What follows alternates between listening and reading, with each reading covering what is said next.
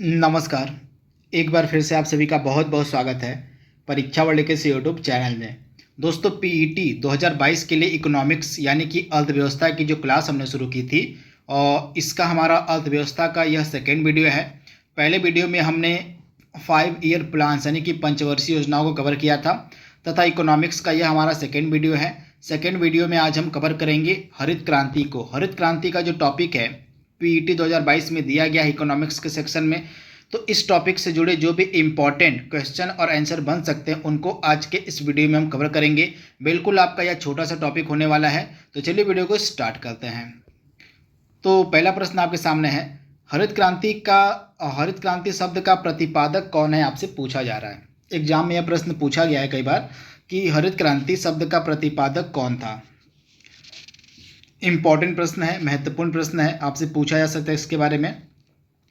तो right answer आपका क्या हो जाएगा, विलियम गॉड। आप इसे याद कर लीजिएगा, हरित क्रांति शब्द का प्रतिपादक कौन है, तो विलियम गॉड, यानी कि ऑप्शन आपका जो ए वाला दिया गया है ना यहाँ पे, बिल्कुल सही हो जाएगा। इसके बारे में आप याद रखिएगा। इसके बाद अगला प्रश्न आपके स्क्रीन पर है, निम्नलिखित में से कौन हरित क्रांति के परिणाम स्वरूप नहीं हुआ था। इसमें से आपको बताना है कि कौन सा हरित क्रांति के परिणाम स्वरूप इसमें से नहीं हुआ था। इसका जवाब आपको देना है। प्रश्न को पहले आप ध्यान से पढ़ लीजिए, चारों ऑप्शन को पढ़ लीजिए, उसके बाद जवाब देने की आप कोशिश कीजिए।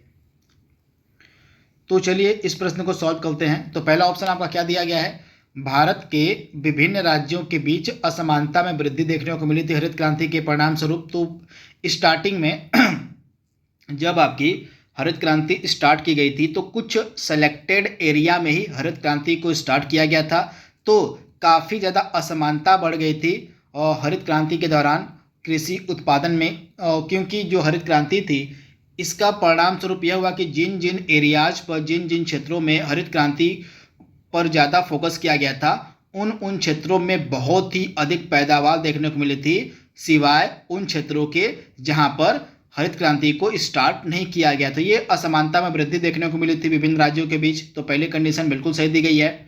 दूसरी कंडीशन क्या दी गई है, भारत में अमीरों एवं निर्धनों के बीच असमानता में वृद्धि देखने को मिली थी। तो दूसरा कथन भी बिल्कुल सही दिया गया है। खाद्यान्नों के प्रति व्यक्ति उपलब्धता में वृद्धि हो गई, यानी कि खाद्यान्नों की जो कमी इससे पहले देखने को मिल रही थी भारत में, वह खाद्यान्नों की जो कमी थी पूरी तरह से अब भर चुकी थी। अब भारत में अधिशेष यानी कि ज़्यादा उत्पादन होने लगा था हरित क्रांति के परिणाम स्वरूप। तो तीसरी कंडीशन भी आपकी बिल्कुल सही दी गई है। इसके बाद मोटे अनाजों के अधीन क्षेत्रफल में वृद्धि देखने को मिली, तो यह आपका बिल्कुल गलत दिया गया है। अब मोटे अनाजों के अधीन जो क्षेत्रफल थे उनमें वृद्धि देखने को नहीं मिली थी। तो पहला आपका जो चौथा वाला दिया गया ना ऑप्शन, आपका गलत हो जाएगा, आप इसे याद कर लीजिएगा। बाकी तीनों ऑप्शन स्टार्टिंग के हरित क्रांति के संदर्भ में बिल्कुल सही दिए गए हैं। हरित क्रांति के संदर्भ में तीनों ऑप्शन स्टार्टिंग के बिल्कुल सही है, लेकिन चौथा वाला जो ऑप्शन दिया गया है आपका बिल्कुल गलत दिया गया है। तो ऑप्शन आपका डी जो यहाँ पे दिया गया ना, बिल्कुल सही जवाब हो जाएगा। इसके बाद अगला प्रश्न आपके स्क्रीन पर दिया गया है, हरित क्रांति शब्द का प्रयोग सर्वप्रथम किसके द्वारा किया गया था। हरित क्रांति शब्द का जो प्रयोग है सर्वप्रथम बार किसके द्वारा किया गया था। तो यह प्रश्न थोड़ा सा रिपीट हो गया है, तो यहाँ पे शब्द पूछा गया है ना, तो यहाँ पे विलियम गॉड आपका राइट आंसर हो जाएगा। ऑप्शन आपका जो सी यहाँ पे है बिल्कुल सही हो जाएगा। प्रश्न थोड़ा सा रिपीट हो गया है। और विश्व में हरित क्रांति का जनक कहे जाने वाले डॉक्टर नॉर्मन बोरलॉग को जो है किस वर्ष नोबेल का शांति पुरस्कार दिया गया था। तो पूरे विश्व में हरित क्रांति के जनक कहे जाते हैं डॉक्टर नॉर्मन बोरलॉग। तो इनको जो है किस वर्ष में नोबेल शांति पुरस्कार दिया गया था, तो 1970 में। ऑप्शन आपका जो बी यहाँ पे बिल्कुल सही हो जाएगा। 1970 में नॉर्मन बोरलॉग को जो है शांति पुरस्कार दिया गया था नोबेल का। तो ऑप्शन आपका जो बी वाला दिया गया यहाँ पे बिल्कुल सही हो जाएगा। अगला प्रश्न आपके सामने है, और 20वीं शताब्दी में नई कृषि रणनीति को अपनाने के लिए भारत में हरित क्रांति की शुरुआत कौन से दशक में की गई थी। भारत में हरित क्रांति की शुरुआत कौन से दशक में की गई थी। तो आप याद कर लीजिएगा, 1966-67 के दौरान जो है भारत में हरित क्रांति की शुरुआत की गई थी। तो आप याद कर लीजिएगा 1960 का दशक आपका राइट आंसर हो जाएगा। वहीं वर्ष पूछ लिया आपका, तो 1966-67 के दौरान जो है आपकी यह हरित क्रांति स्टार्ट की गई थी? ऑप्शन आपका ए यहाँ पे बिल्कुल सही हो जाएगा। दशक पूछ ले तो 1960 का दशक, वर्ष पूछ ले तो 1966-67 के दौरान जो है हरित क्रांति की जो है शुरुआत की गई थी भारत में। तो इसके बारे में आप याद रखिएगा। निम्नलिखित में से किसने भारत में कृषि उत्पादन बढ़ाने के लिए सदाबहार क्रांति शब्द का प्रयोग किया था? तो भारत में सदाबहार क्रांति शब्द का जो प्रयोग किया गया था एम.एस. स्वामीनाथन के द्वारा। तो आप इसे याद कर लीजिएगा। ऑप्शन आपका बी यहाँ पे बिल्कुल सही हो जाएगा। एम.एस. स्वामीनाथन के द्वारा जो है भारत में सदाबहार क्रांति का मतलब शब्द का प्रयोग किया गया था। तो ऑप्शन आपका बी यहाँ पे बिल्कुल सही हो जाएगा। हरित क्रांति के बाद यह सदाबहार क्रांति लाई गई थी भारत में, तो इसके बारे में आपको याद रखना। ऑप्शन आपका जो बी यहाँ पे बिल्कुल सही हो जाएगा।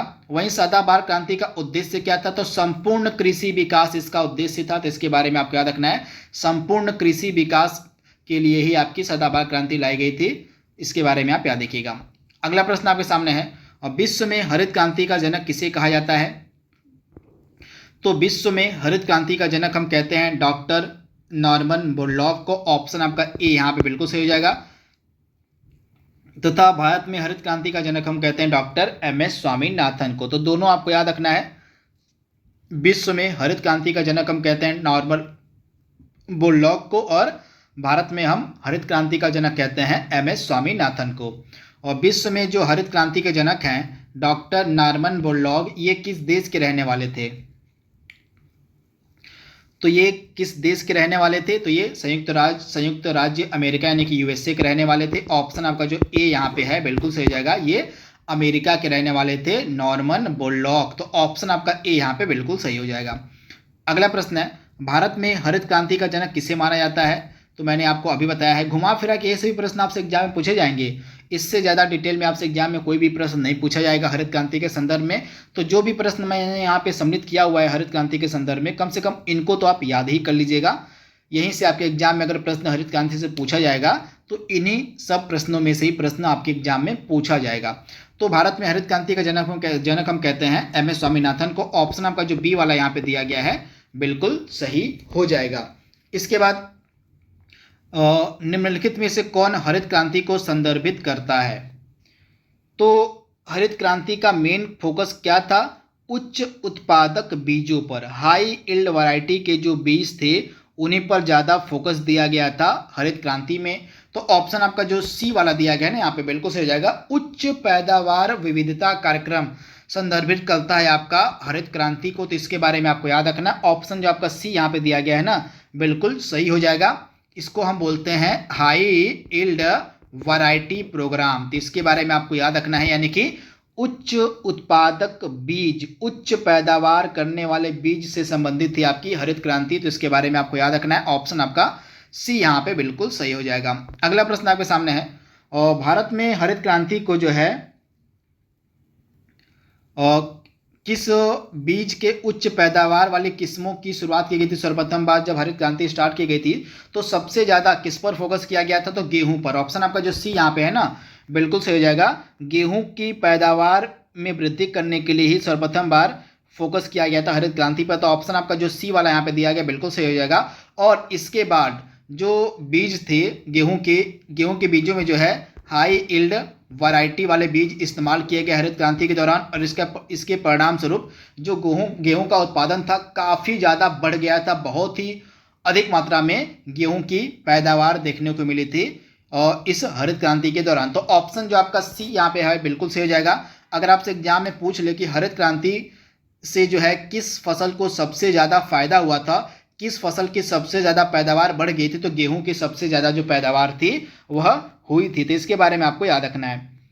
इसके बाद जो अगला प्रश्न आपके सामने दिया गया है, आज़ादी के बाद और हरित क्रांति के बाद भारत में किस फसल के उत्पादन में वृद्धि हुई? तो गेहूं आपका राइट आंसर जाएगा। गेहूं के उत्पादन में सबसे अधिक वृद्धि देखने को मिली थी हरित क्रांति के दौरान। तो ऑप्शन जो आपका सी वाला यहाँ पे दिया गया है यह बिल्कुल ही सही जवाब आपका हो जाएगा।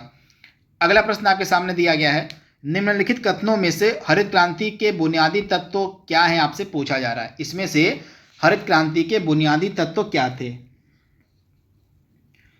तो दिए गए ऑप्शंस में से हरित क्रांति के बुनियादी तत्व क्या थे?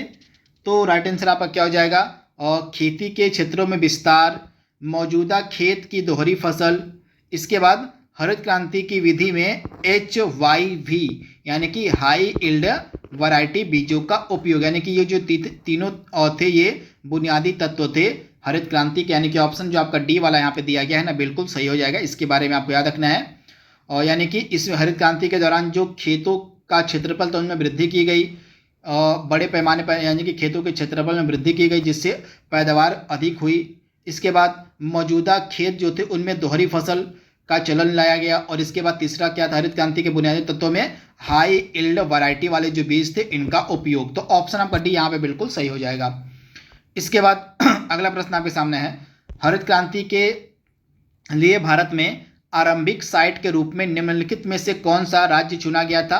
तो पंजाब जो है चुना गया था। दिए गए ऑप्शंस में से ऑप्शन जो आपका यहाँ पे ए वाला है ना बिल्कुल सही हो जाएगा। जो आपके पश्चिमी और यानी कि जैसे पंजाब हो गया, इसके बाद हरियाणा हो गया और इसके बाद पश्चिमी उत्तर प्रदेश के जो एरियाज से जो क्षेत्र थे उनको जो है स्टार्टिंग में हरित क्रांति के दौरान सेलेक्ट किया गया था। तो पंजाब के अलावा आपका हो जाएगा हरियाणा हो जाएगा और इसके बाद जो आपके वेस्ट यूपी वाले यानी कि जो पश्चिमी यूपी वाले एरियाज हैं उन पर ज़्यादा फोकस किया गया था हरित क्रांति के दौरान। अगला प्रश्न आपके सामने है, द्वितीय हरित क्रांति को किस अन्य नाम से जाना जाता है? तो द्वितीय हरित क्रांति को हम सदाबहार क्रांति के नाम से जानते हैं। ऑप्शन आपका जो बी यहाँ पे है बिल्कुल सही हो जाएगा। HYV high yield variety program को भारत में क्या कहा जाता है? तो हाई यील्ड वैरायटी प्रोग्राम को हम भारत में क्या कहते हैं? इसको हम नौ कृषि नीति के नाम से भी जानते हैं। तो ऑप्शन जो आपका डी वाला यहाँ पे दिया गया है बिल्कुल सही हो जाएगा। हाई यील्ड वैरायटी प्रोग्राम को भारत में नौ कृषि नीति के नाम से भी जाना जाता है। तो राइट आंसर आपका क्या हो जाएगा? ऑप्शन जो आपका डी वाला दिया गया यहाँ पे बिल्कुल सही हो जाएगा। तो दोस्तों इस तरह से आपके जो भी प्रश्न बन सकते थे हरित क्रांति से रिलेटेड उनको हमने यहाँ पे सॉल्व कर लिया है। बिल्कुल छोटा सा यह वीडियो है, लगभग 12 मिनट का यह वीडियो है, लेकिन आपके एग्जाम के लिए काफ़ी ज़्यादा फायदेमंद है। तो इतिहास का यह सेकंड टॉपिक हम आपका इकोनॉमिक्स का अर्थव्यवस्था का यह आपका सेकंड टॉपिक था। तो इसका जो तीसरा टॉपिक है GST वाला उसको हम जल्दी आप तक पहुँचाने की कोशिश करेंगे। तो आज के लिए बस इतना ही। Thank you, thanks for watching, thank you.